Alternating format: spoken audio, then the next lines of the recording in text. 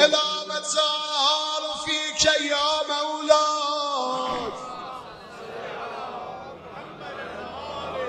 محمد وعجل فرجم. تو اہل بیت انسان کو اہداف عالیہ کی طرف لے جانا چاہتے تھے، ایسا ہدف جو بہت بڑا ہو نہ کہ چھوٹا ہو. فرمائے مومن حریص ہوتا ہے. مولا کس چیز میں حریص ہوتا ہے؟ یہ عبادت خدا میں حریص ہوتا ہے.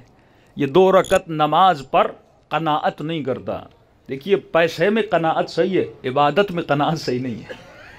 پیسے میں بچت کرو تو اچھی بات ہے، لیکن اگر عبادت میں بچت کرو یہ بری بات ہے. فرمایا عبادت میں حریص ہوتا ہے، یہ زیادہ سے زیادہ عبادت کرنا چاہتا ہے. لیکن 2 طریقے ہیں اللہ کے راستے میں عابد بننے کا. میں ممبر سے یہ پڑھ لوں گا، واہ واہ بھی کر لیں گے. علی بن ابی طالب ایک رات میں 1000 رکعت نماز پڑھتے تھے، لیکن اسی علی کا ماننے والا 2 رکعت نماز تہجد پہ اٹھ نہیں سکتا. کیا فائدہ اس فضیلت کے پڑھنے کا؟ کیا فائدہ اس کے واہ واہ کے کرنے کا؟ ارے وہ تو افضل ہے. مولا فرماتے ہماری مثال کعبے کی طرح ہے. دنیا کعبے کے پاس نہ جائے، کعبے کے اوپر کوئی فرق نہیں پڑتا. اگر دنیا کعبے کے پاس جائے تو کعبے کی صحت پہ پھر بھی فرق نہیں پڑتا. یہ تو ہے جو کعبے کے پاس جانے کے بعد حاجی کہلاتا ہے. علی کی ذات پہ کوئی فرق نہیں پڑتا، کوئی علی کو مانے نہ مانے. یہ تو ہے اگر علی کو مانے گا تو مومن کہلائے گا، مومنوں کی صفوں میں آئے گا. حسین پہ کوئی فرق پڑتا تھا کہ کربلا آئے یا نہ آئے؟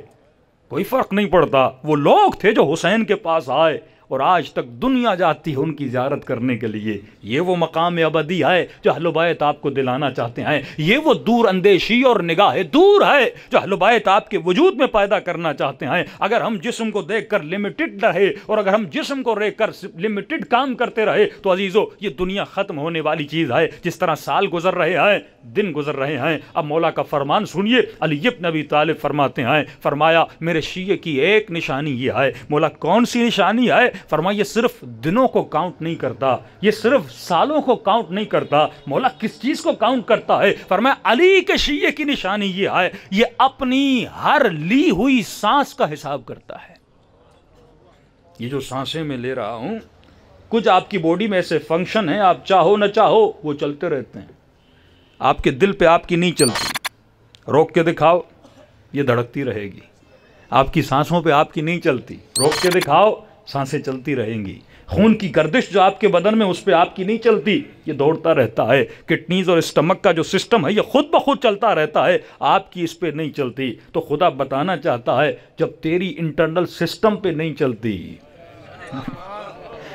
یہی تو نشانی ہے جو اس نے تمہارے وجود میں رکھی ہوئی ہے. مولا فرماتے ہیں ہر وہ سانس جو لیتے ہو، یہی قرآن کی آیات ہے، یتفکرون فی خلق السماوات والارض. جو اللہ کے بندے ہیں، جو ذاکر بندے ہیں، جو عابد بندے ہیں، جو متقی بندے ہیں، وہ چونٹی کو بھی دیکھتے ہیں تو گزر نہیں جاتے، اس کے سسٹم کو دیکھتے ہیں، اس کے نظام کو دیکھتے ہیں. اور یہی چونٹیاں چاہیں تو پورے ڈیزرٹ سے پورے خاک عالم کو بھی جمع کر سکتی ہیں. خدا نے ایسا ان کو سسٹم دیا ہے. تو یہ سوچ جو چونٹی، عجیب جملہ معصوم کا، فرمایا جب تو چونٹی کی خلقت کو دیکھے گا اور جب اس پہ غور کرے گا تو اس نتیجے پہ پہنچے گا خدا نے اس سے بہتر کوئی چیز نہیں بنائی.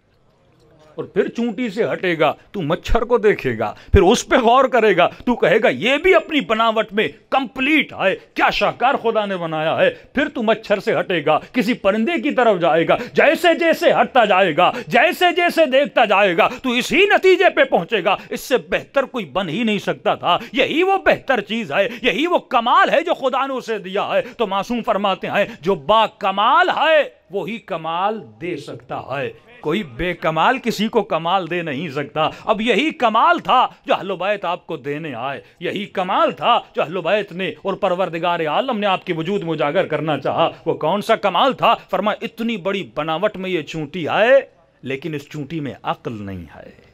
اتنی بڑی بناوٹ شہد کی مکھی ہے لیکن اس میں عقل نہیں ہے. اے انسان یہ تو ہے جس میں خدا نے عقل کو رکھا، اور جب عقل پہ پردے پڑ جاتے ہیں تب انسان قاتل حسین بنتا ہے.